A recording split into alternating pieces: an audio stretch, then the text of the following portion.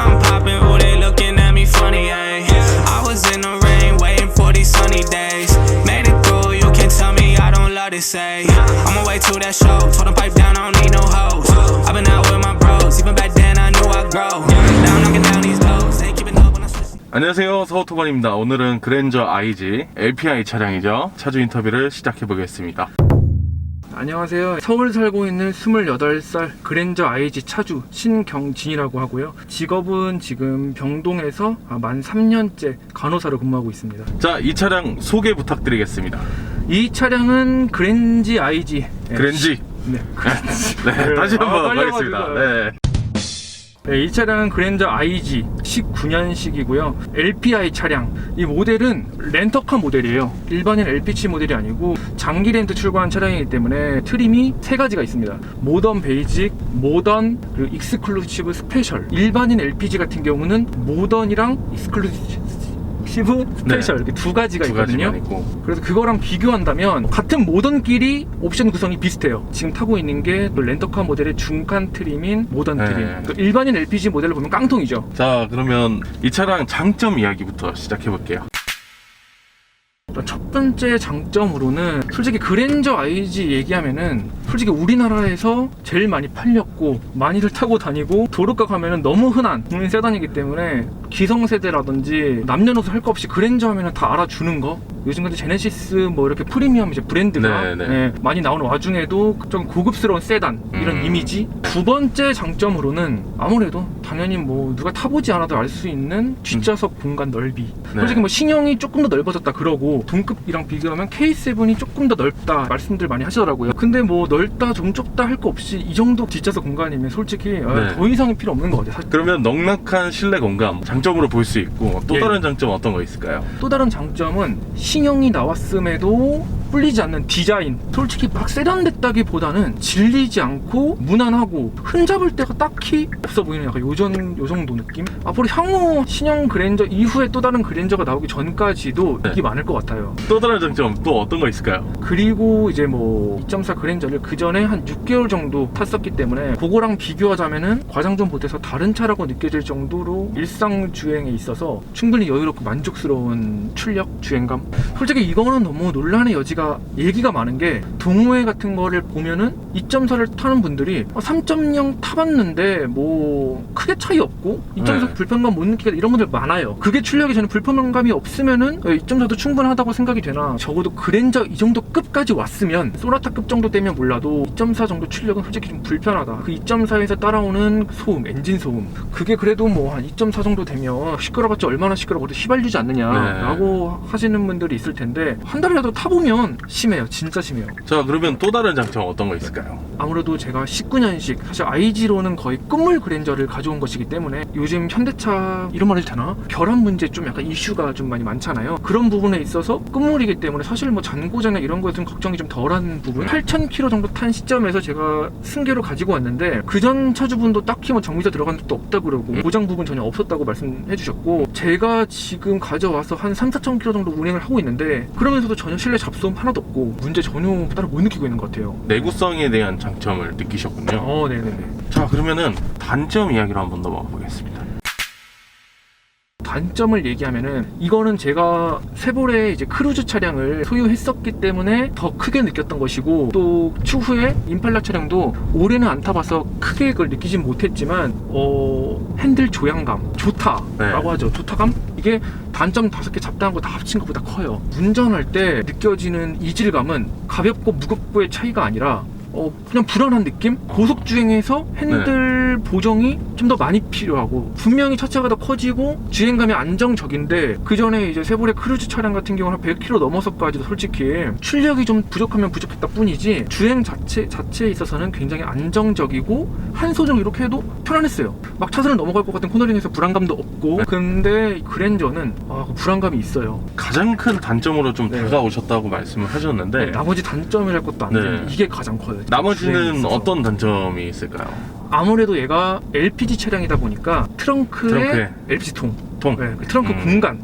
제가 사실 뭐 결혼도 안 했고 애가 있는 것도 아니기 때문에 짐 실을 것도 크게 없어요. 트렁크 공간은 전혀 아쉽지 않은데 트렁크 공간 많이 활용하시는 분들은 좀 아쉬울 수도 있다. 많이 좁아요. 네. 네. 자, 그러면 또 이어서 다른 단점. 다른 단점 같은 경우는 옵션 얘기까지 좀 들어가야 될 것 같은데, 현대기아 국산차 옵션 좋은 거 알면 스마트 크루즈 컨트롤 옵션은 이제 필수라고 생각들 하시잖아요. 근데 신형 와서는 좀 많이 좋아졌는지 모르겠어요. 안 타봤는데 이 그랜저 IG에서 스마트 크루저는 이거는 솔직히 고속 주행에서 거의 일자로 된 직선 주행에서는 좀 활용도가 좀 높을지 모르겠으나 일반적으로 내부 순환로 주행하시는 분들이 이거를 자주 활용하기에는 굉장히 불안해요. 많이 넘어가고 인식하는 게 안정적이지 못하고, 그래서 뭐 당연한 거지만 그게 좀 긴장하고 잡고 있어야 되고, 그리고 이게 사실 좀 큰데 LPG 모델 같은 경우는 남은 주행거리와 현재 연비가 안 뜹니다. 그래서 가스 한 절반 정도 나오면은 조금 불안해지기 시작하면서 충전을 가야 됩니다. 또 렌트 타면은 이거는 단점일 수 있어요. 보험 설정이 자기 마음대로는 안 됩니다. 기본적으로 대부분의 이제 렌트 보험 설정이 대부분 1억입니다. 요즘 같은 경우는 워낙 고가의 차량들이 많기 때문에 10억 많이 하잖아요. 가격 차이가 별로 없으니까. 근데 얘는 기본이 1억. 근데 그거는 캐피탈에 따라서 내가 월 납입금을 조금 더 주면 조정을 가능하는데 최대 3억까지. 그래서 제가 이 차량을 승계해서 온 부분 중에도 얘는 3억으로 설정되는 차량이라 괜찮다 싶어서 가져온 부분이 있고. 자, 그러면은 이 차량 금액 얘기 먼저 한번 해보겠습니다. 이 차량 금액 얘기가 사실 핵심일 수도 있는데 19년식 8,000km 탄 이 차량을 2천만 원 이하. 2천만 원 이하. 네. 어떤 조건이었길래 그러신 거죠? 이걸 또 상세하게 말씀을 드려야 또 이렇게 계산이 되실 텐데, 이거를 일단은 1년 반 정도 탄 시점, 그러니까 이게 처음에 신차 출고해서 60개월짜리로 장기 렌트로 출고된 차량인 거예요. 42개월 남은 시점이고 월 납입금은 60만 원. 거기에 이제 세금, 보험료, 취등록세가 다 포함이 된 거죠. 거기에 이제 얘 같은 경우는 잔존 가치가 인수를 하게 되면 400만 원 잡혀 있어요. 보통 대부분의 LPG 차량들이 월 납입금이 높고 잔존 가치가 낮게 잡혀 있는 편이에요. 그래서 좀 타고 반납하겠다 하시는 분들한테는 LPG보다는 가솔린 차량이라던가 디젤 차량이 더 합리적일 수 있고, 이거를 뭐 인수까지 생각하거나 인수하고서 되파는 게 더 이득이겠다 싶은 사람들한테는 LPG 괜찮습니다. 그래서 계산을 해보면 42개월 곱하기 60만 원 하면은 2,520만 원이죠. 만기 인수가 400만 원 하면은 한 2,900 정도 됩니다. 이게 뭐 신차가가 한 3,000만 원 정도 되니까 2,900이면은 뭐 싸게 산 거 아니네 할 수 있는데, 취등록세 포함돼 있는 거고 보험료 포함돼 있고, 저같이 사회 초년생들, 경력이 없는 사람들한테는 보험료가 굉장히 높게 잡히기 때문에 보험료 측면에서도 이득이 크고, 세금 3,000cc이기 때문에 3년 반 동안 월 납입금에 포함된다는 것은 또 굉장히 장점이고, 렌트란 게 월 납입금 내는 시기니까 사실 할부 이자 개념으로도 포함됐다고 생각을 해야 되는 거잖아요. 그렇게 쳐봤을 때 다 제하고 나면은 사실상 한 2천만 원 초반대. 근데 여기서 가장 크게 장기 렌트 승계를 고려하시는 분은 생각하셔야 될 게 지원금. 보통은 지원금 개념을 몰라요. 월 납입금으로 인해서 감가되는 금액이 중고로 감가되는 금액을 못 따라갑니다. 그래서 대부분은 승계를 넘기려면 지원금을 얹어주고 넘기게 돼요. 저 같은 경우는 200만 원 정도 지원금을 받고 가져온 거죠. 그렇게 되면 사실상 계산을 때려보면 2천만 원 이하에 가져온 거죠. 가져온 거다. 네.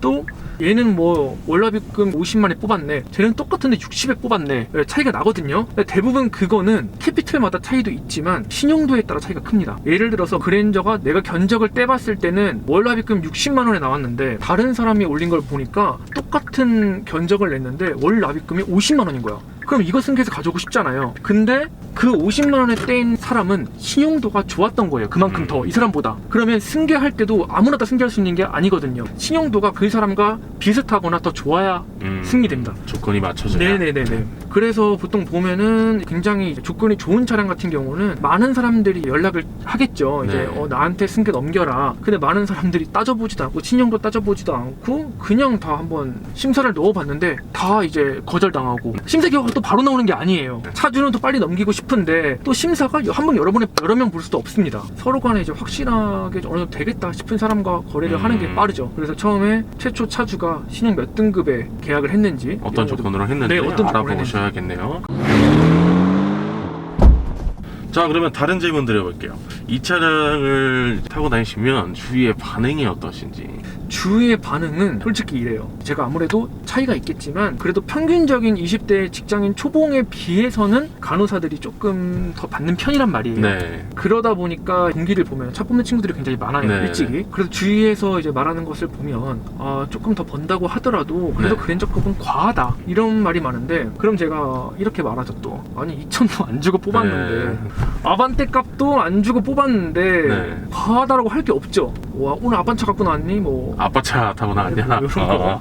네. 타다 보면 그냥 웃어 넘깁니다. 이제는 차 좋다 뭐 이런 말 들어 사실 기분 좋은데 아빠 차냐 이러면서 올드하다 이러면서 뭐 이런 걸 타냐라고 하면은 또 그렇죠. 또 기분이. 자, 그러면 이 차량 연비는 시내랑 고속 어떻게 나오나요? 제가 연비 같은 경우는 아까도 말씀드렸다시피 트립상에서 표시가 안 되기 때문에 기름값 영수증 내역 떼보면서 다 비교해보진 않아요. 그래도 거의 앵커 수준 났을 때 풀로 다 나오면 한 4만원 정도 들어가더라고요. 4만원? 고속주행하면은 700km 이상 탑니다. 700km 이상 타요. 고속주행했을 때 그렇게 타고 시내 주행 시 서울 시내 기준으로 출퇴근 시간 다 포함해서 했을 때 보면은 그래도 한 300-400km 정도. 자, 그러면 이 차량 이제 마무리 총평 부탁드리겠습니다. 아주 지극히 총평 같은 경우 이제 개인적인 입장에서, 주관적인 입장에서 볼 때는 차급이라던가 가성비, 연비, 뭐 출력 이런 거 보고서 초년생들이 처음에 첫 차를 선택할 때 또 고려를 할 텐데, 그렇게 봤을 때 이제 그랜저 IG는 제가 이렇게 주행감을 느낄 때는 편하기로는 정말 편해서 이 나이 때 굳이 누리기에 뭐 얼마나 더 편해야 될까? 뭐 G80 이상급이라던가 더 좋은 게 굳이 뭐 얼마나 더 편해야 되나 여기서 도대체. 굳이 필요 없을 것 같고, 당연하겠지만 재미를 따져본다면은 재미 1도 없어요. 정말로. 예. 그랜저는 너무 편하다. 네네네. 네. 자, 그러면 오늘 인터뷰는 이 정도에서 마무리하도록 하겠습니다. 저희 서우터반은 다음번에 또 다양한 차종 가지고 인사드리겠습니다. 지금까지 서우터반이었습니다. 감사합니다. 감사합니다.